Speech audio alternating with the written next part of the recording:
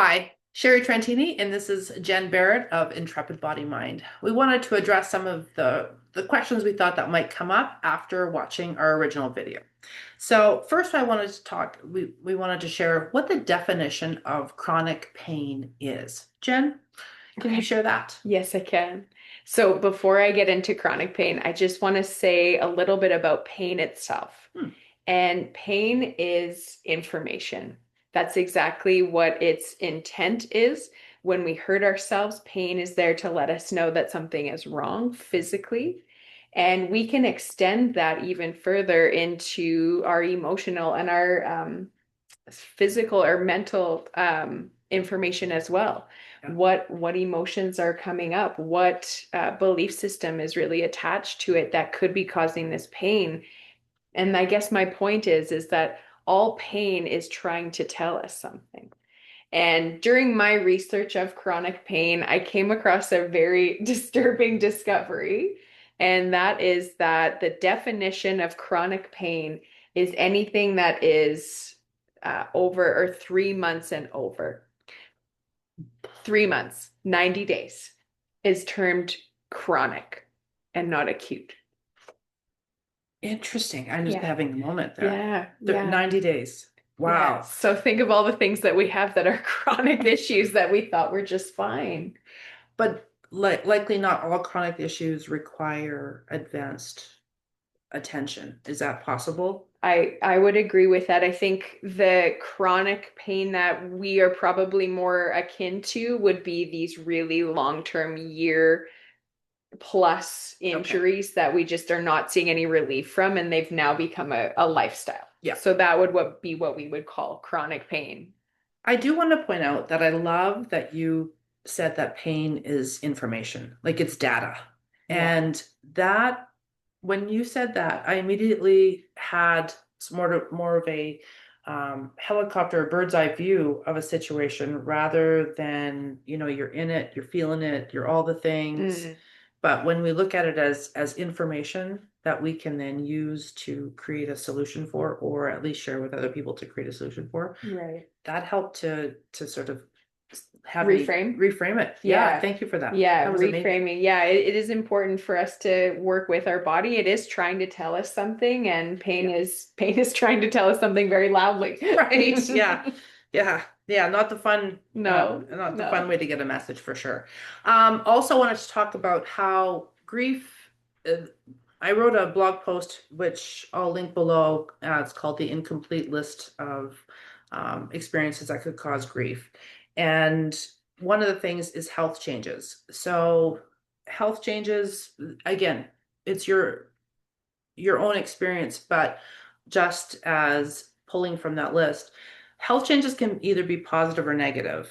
Whereas somebody, that when it's a negative, where you have the chronic pain, which it might change your ability to move around, it changes, maybe impacts your career, maybe it even impacts where you are living, Mm, could impact the relationship that you are in if you were the one experiencing the chronic pain, or the one who is supporting somebody who's having chronic right. pain. In addition, the loss of normalcy, the loss or lack of safety because of having to change how you show up physically in the world in order to accommodate for the pain Mhm. and all the other things. It could have a financial impact. It could have a career impact. It could have the impact of your hopes and dreams of what you thought your life would look like. It's a lot of grief. That's a, that's It's a a lot. that's it's like a real mixture of things. Not all of them, there's no hierarchy when it comes to grief, Mm. but all of these things can sort of add on to the challenges of dealing with the physical pain. Yeah, and if you can't get through that, how can you even deal with the physical? Right, Yeah. right. Yeah, if you're Yeah, stuck on that. exactly. And before we go, if you could be so kind to have a moment to define body talk in Sure. case people are unaware and would love Sure. to hear about it. Okay. The high level of body talk is that we it looks at the body differently. It views the body a lot more interconnected and dynamic than say Western medicine. Hmm. Western medicine would put parts and systems as very separate. And then if there's a problem with one, you fix it, remove it, whatever, and the rest should be able to function. And body tech views it differently. We have parts, cells, and systems that are interconnected, are constantly exchanging information, and uh, and the other part of body talk that's really important is it deals with that mental and subconscious aspect, which is the root of where some of the things showing up in our body comes from. Mm. And so that mind and the constrictions and things that aren't processed, emotions that are stuck, really trickle down into that physical and energetic body. So what body talk does is it works with the body's own ability to regulate itself. Because believe it or not, even if you are feeling pain right now, your body is trying to find balance with it because you are alive. You are digesting your food. Your heart is pumping blood. Yeah. You are still trying to find balance. And there's this consciousness that is driving that. You're not telling your heart to pump for you. You're not telling your lungs to breathe for you. There's this self-regulating aspect. And what we do is we tap into that.